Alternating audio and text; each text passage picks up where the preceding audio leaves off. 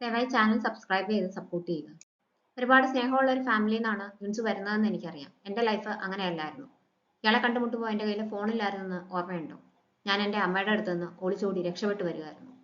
അമ്മ എന്നെ കണ്ടുപിടിക്കരുതെന്നുണ്ടായിരുന്നു. അതുകൊണ്ടാണ് ഞാനൊരു ഫോൺ പോലും വാങ്ങിക്കാതിരുന്നതെന്ന് ജംഗ്സൺ യുൻസുവിൻ്റെ അടുത്ത് പറയും. ജംഗ്സനെ ഇഷ്ടപ്പെട്ടു തുടങ്ങിയത് മുതൽ അമ്മയും അക്സെപ്റ്റ് ചെയ്തു എന്ന് യുൻസു പറയുമ്പോൾ അതിൻ്റെ ആവശ്യമില്ല എന്നാണ് ജംഗ്സൺ പറയുന്നത്.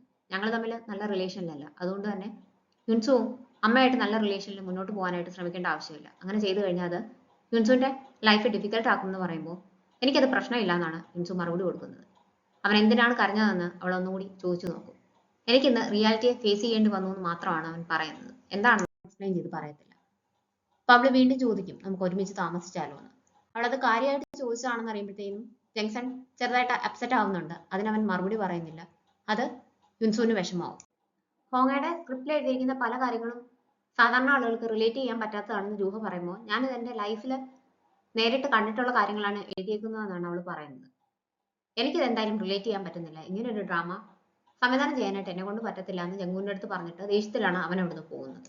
നിങ്ങൾ തമ്മിൽ ചേരത്തില്ലെന്ന് എനിക്കറിയാമായിരുന്നു, അതുകൊണ്ടാണ് ഡയറക്ടർ മിന്നിനെ ഞാൻ സജസ്റ്റ് ചെയ്തതെന്ന് ജംഗു പറയും. അങ്ങനെയാണെങ്കിൽ എൻ്റെ ഡ്രാമ ഉടനെ ഒന്നും ടെലികാസ്റ്റ് ചെയ്യാനായിട്ട് പറ്റത്തില്ല. എനിക്ക് അത് എത്രയും പെട്ടെന്ന് ടെലികാസ്റ്റ് ചെയ്ത് കാണണം എന്നാണ് ആഗ്രഹം എന്ന് ഹോങ്ങ ജംഗുവിൻ്റെ അടുത്ത് പറയും. എന്നിട്ട് അവളുടെ ദേഷ്യം തീർക്കാൻ വേണ്ടിയിട്ട് ലഞ്ച് വാങ്ങിച്ചു തരണം എന്ന് പറയും. എൻ്റെ ഒരു ഫ്രണ്ടിനെ ഹെൽപ്പ് ചെയ്യാൻ വേണ്ടിയിട്ടാണ് എന്ന് പറഞ്ഞിട്ട് അവള് ഫുഡ് ജംഗുവിനെ വിളിച്ചിട്ട് പോകുന്നത്. യൂഹ ചീഫ് പ്രൊഡ്യൂസർ യുവിനെ ചെന്ന് കണ്ടിട്ട് ഹോങ്ങയുടെ ഡ്രാമയുടെ സ്ക്രിപ്റ്റ് എനിക്ക് ഇഷ്ടപ്പെട്ടില്ല, അതിലെ പല കാര്യങ്ങളും എനിക്ക് യോജിക്കാനായിട്ട് പറ്റുന്നില്ല, റിലേറ്റ് ചെയ്യാൻ പറ്റുന്നില്ല. അങ്ങനെ ഒരാളുടെ ഡ്രാമ സംവിധാനം ചെയ്യാനായിട്ട് എനിക്ക് ബുദ്ധിമുട്ടുണ്ട്. യുൻസുവിന്റെ ഡ്രാമ എനിക്ക് നന്നായിട്ട് ഇഷ്ടപ്പെട്ടിട്ടുണ്ട്, അത് സംവിധാനം ചെയ്യാൻ എന്നെ സമ്മതിക്കണമെന്ന് വീണ്ടും കൺവിൻസ് ചെയ്യാനായിട്ട് ശ്രമിക്കും. കഴിച്ചു കഴിഞ്ഞിട്ട് ജംഗു റൂഫ് ടോപ്പിലേക്ക് ചെല്ലും. ആദ്യമായിട്ട് ജംഗ്സന്റെ കൂടെ റെസ്റ്റോറൻറ്റിന് സ്ഥലം നോക്കാൻ വന്നതൊക്കെ അവൻ ഓർക്കും. അത് ഓർത്തുകൊണ്ടാണ് ജംഗ്സനും അവിടേക്ക് വരുന്നത്.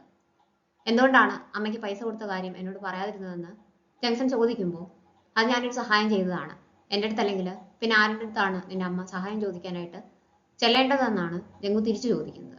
എനിക്കത് കംഫർട്ടബിൾ അല്ല. എൻ്റെ അമ്മയുടെ കാര്യം ഞാൻ ഡീൽ ചെയ്തോളാം, അതെ എത്ര രൂപയായാലും ഞാൻ തിരിച്ചു തരാമെന്നാണ് ജംഗ്സൺ അന്നേരം പറയുന്നത്. സൂചകവും പൂജകളും കൂടി റെസ്റ്റോറൻറ്റിലെ ക്ലാസ് ഒക്കെ അറേഞ്ച് ചെയ്തുകൊണ്ടിരിക്കുന്നത് ഒളിഞ്ഞു നോക്കിക്കൊണ്ടിരിക്കുകയാണ് ഹോങ്ങ. കഴിച്ചു കഴിഞ്ഞിട്ട് എന്താണ് പോകാത്തതെന്ന് പൂജുൻ അവളുടെ അടുത്ത് ചോദിക്കുന്നുണ്ട്. എന്നെ ആരും മൈൻഡ് ചെയ്യുന്നില്ല, ഇങ്ങോട്ടേക്ക് ഞാൻ തിരിച്ചു വരത്തില്ലെന്ന് അവൾ പറയുന്നുണ്ട്. പൂജുവിൻ്റെ അടുത്ത് നീ വളരെ മോശമായിട്ടാണ് പെരുമാറിക്കൊണ്ടിരുന്നതെന്ന് അങ്ങോട്ടേക്ക് വരുന്ന ജംഗ്സൺ അന്നേരം പറയും.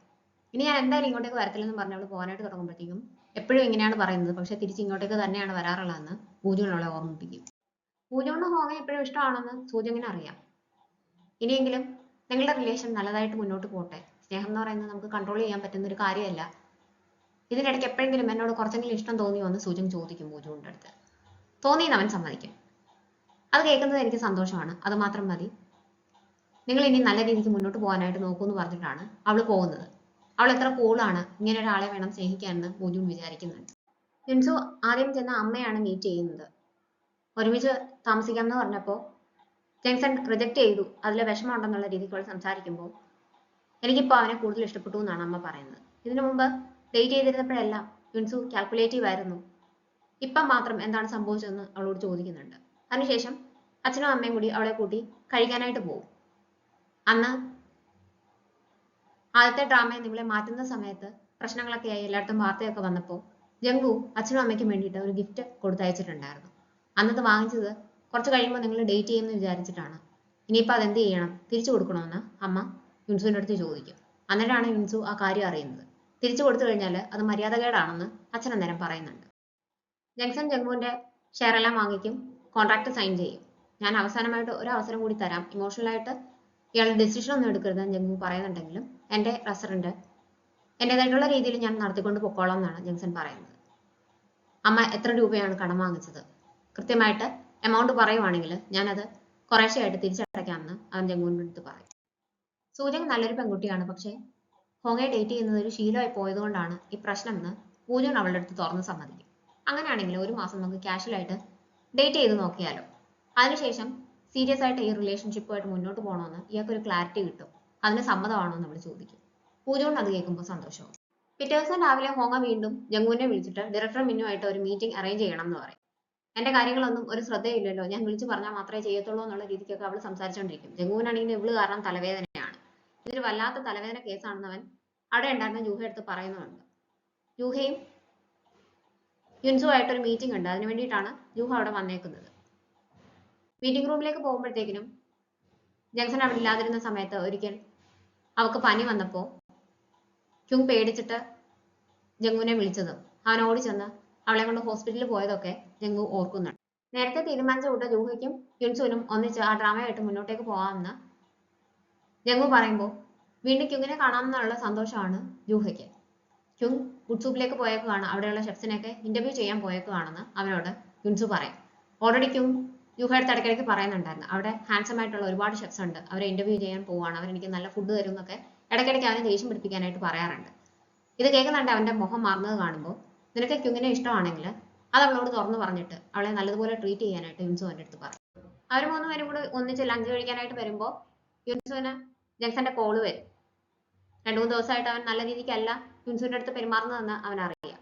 അതുകൊണ്ട് തന്നെ ഒന്ന് കാണാൻ പറ്റുമോ എന്ന് ചോദിച്ചിട്ടാണ് വിളിക്കുന്നത്. അവള് വന്നിട്ട് പോകാനായിട്ട് സമ്മതം ചോദിക്കും. അത് ജംഗ്ഷനാണ് വിളിച്ചതെന്ന് ജൂഹിക്കും ജംഗുവിനും മനസ്സിലാവും. പൊക്കോളാൻ രണ്ടുപേരും പറയും. യുൻസുനെ കൂട്ടി ജംഗ്ഷൻ അവളുടെ വീട്ടിലേക്ക് പോകും. ആദ്യമായിട്ട് അവനെ കണ്ടപ്പോൾ അവന്റെ കയ്യിലെ മുറിവും ടാറ്റുവും ഒക്കെ കണ്ട് അവനൊരു ഗ്യാങ്സ്റ്റർ ആണെന്ന് തെറ്റിദ്ധരിച്ചു എന്ന് യുൻസു അവൻ്റെ അടുത്ത് പറയുന്നുണ്ട്. വീട്ടിലെത്തി കഴിയുമ്പോൾ ജംഗ്ഷൻ യുൻസുവിനെ ഹഗ് ചെയ്തിട്ട് ഇയാളെ നെർവസ് ആവേണ്ട ആവശ്യമില്ല, ഇയാളെ ഉപേക്ഷിച്ചിട്ട് ഞാനെങ്ങും പോകാൻ പോകുന്നില്ല എന്ന് പറയും. കാര്യങ്ങളൊക്കെ പോസിറ്റീവായിട്ട് പോകുന്നത് കൊണ്ട് യുൻസു നല്ല സന്തോഷത്തിലായിരിക്കും എന്നാണ് ക്യുങ് വിചാരിക്കുന്നത്. പക്ഷെ കതവ് തുറന്ന് കൊടുക്കുമ്പോൾ അകത്തേക്ക് വരുന്ന യുൻസുവിന്റെ മുഖം കണ്ട് എന്തോ പ്രശ്നമുണ്ടെന്ന് അവൾക്ക് മനസ്സിലാവും. എന്താണെന്ന് ചോദിക്കുമ്പോൾ ജംഗ്ഷനെ കാണുമ്പോഴെല്ലാം ഇപ്പോൾ ഞാൻ നെർവസ് ആണ്, പണ്ടത്തെ പോലെ ഒരു സന്തോഷ സമാധാനം ഒന്നുമില്ല എന്ന് അവൾ ക്യുങ്ങിന്റെ അടുത്ത് തുറന്നു പറയും. നമ്മുടെ റെസ്റ്റോറന്റ് ഇനി ഒരു സ്റ്റാർ റെസ്റ്റോറന്റ് ആക്കാൻ വേണ്ടിയിട്ട് നമുക്ക് നോക്കണം. അതിന് വേണ്ടിയിട്ട് ഫുഡ് ഇൻസ്പെക്ടേഴ്സ് ഒക്കെ ഇവിടെ ഇൻസ്പെക്ഷന് വരും, അതുകൊണ്ട് കുറച്ചും കൂടി കെയർഫുൾ ആയിരിക്കണം എന്ന് ജംഗു എല്ലായിടത്തും പറയും. യൂഷ്വലി അങ്ങനെയുള്ള ആളുകൾ വരുമ്പോൾ എങ്ങനെയായാലും നമുക്ക് അറിയാനായിട്ട് പറ്റും അടുത്തുള്ള മറ്റു പല റെസ്റ്റോറൻറ്റ്സിലും അവർ ചെന്നിട്ടുണ്ടെന്ന് അറിഞ്ഞു എന്ന് ബാക്കിയുള്ളവർ അവൻ്റെ അടുത്ത് ഷെയർ ചെയ്യും. വിളിക്കണോ വേണ്ടോ എന്നൊക്കെ ആലോചിച്ചിട്ട് യുൻസു ജംഗ്ഷനെ കാണാനായിട്ട് വരും. അവർ കഴിച്ചുകൊണ്ടിരിക്കുമ്പോൾ ജംഗ്ഷന്റെ അമ്മ അവളെ വിളിക്കും. അവൾ കോൾ അറ്റൻഡ് ചെയ്യരുതെന്നാണ് ജംഗ്ഷൻ പറയുന്നത്, പക്ഷെ അവൾ അത് മൈൻഡ് ചെയ്യാതെ അറ്റൻഡ് ചെയ്യും.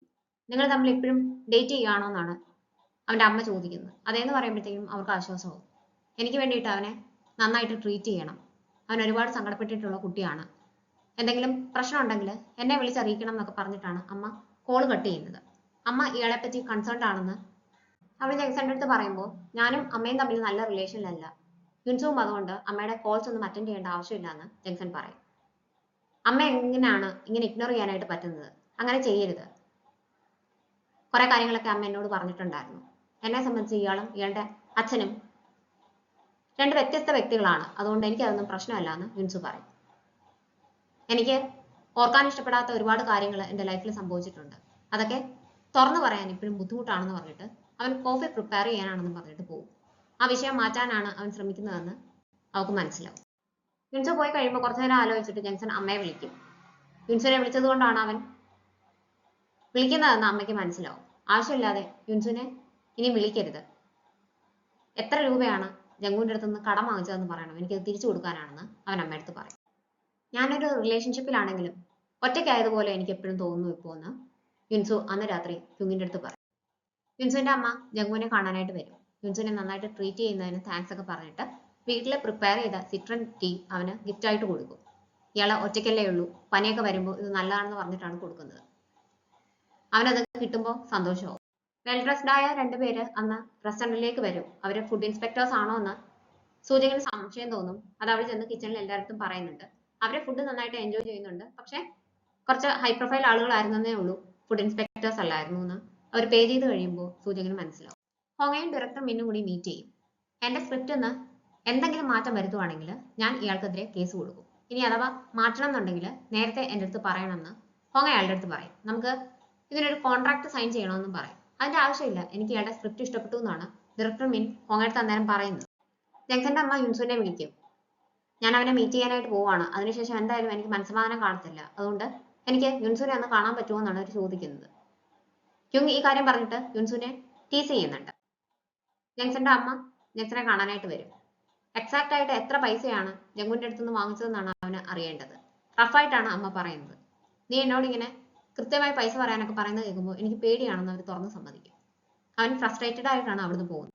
അവിടുന്ന് യുൻസുവിനെ കാണാനായിട്ടാണ് വരുന്നത്. എൻ്റെ ലൈഫ് എന്താ ഇങ്ങനെ ആയിപ്പോയത്, എനിക്കും എന്നെക്കുറിച്ച് തന്നെ ആലോചിക്കുമ്പോൾ സങ്കടമുണ്ട്. നന്നായിട്ട് ജീവിക്കണം എന്ന് എനിക്ക് ആഗ്രഹമുണ്ട്. പക്ഷെ എന്നെ കൊണ്ട് പറ്റുന്നില്ല. എനിക്ക് ഇനി നേരെയാകാൻ പറ്റുമോ എന്നൊക്കെ പറഞ്ഞിട്ട് കരയുമ്പോഴത്തേക്കിനും യുൻസു അവരെ ആശ്വസിപ്പിക്കും. റെസ്റ്റോറന്റ് അടച്ച് ജംഗ്ഷൻ നോക്കുമ്പോൾ യുൻസു അവനെ വെയിറ്റ് ചെയ്ത് നിൽപ്പുണ്ടാവും. അമ്മയടുത്ത് സംസാരിച്ചിട്ട് യുൻസു നേരെ അങ്ങോട്ടേക്കാണ് വന്നത്. അവൻ സന്തോഷത്തോടെ അവളുടെ അടുത്ത് സംസാരിക്കാനായിട്ട് ചെല്ലുമ്പോഴത്തേക്കും ഞാൻ അമ്മയെ മീറ്റ് ചെയ്തെന്ന് അവൾ പറയും. അത് കേൾക്കുമ്പോൾ ജംഗ്ഷന്റെ ചിരി മായും. അമ്മയെ മീറ്റ് ചെയ്തതെന്ന് ഞാൻ പറഞ്ഞതല്ലേ, ഞങ്ങൾ തമ്മിൽ നല്ല റിലേഷൻഷിപ്പിലല്ല. അപ്പോൾ പിന്നെ യുൻസു എന്തിനാണ് അമ്മയെ മീറ്റ് ചെയ്യുന്നതെന്ന് അവൻ ചോദിക്കുമ്പോൾ, നിങ്ങൾ അമ്മയും മോനും ആയിരിക്കും, പക്ഷെ ഞാനും ഇയാളുടെ അമ്മയുമായിട്ട് റിലേഷൻ ഉണ്ട്. എനിക്ക് അമ്മ വിളിച്ച് കാണണമെന്ന് പറയുമ്പോൾ പറ്റത്തില്ല എന്ന് പറയാൻ പറ്റത്തില്ല.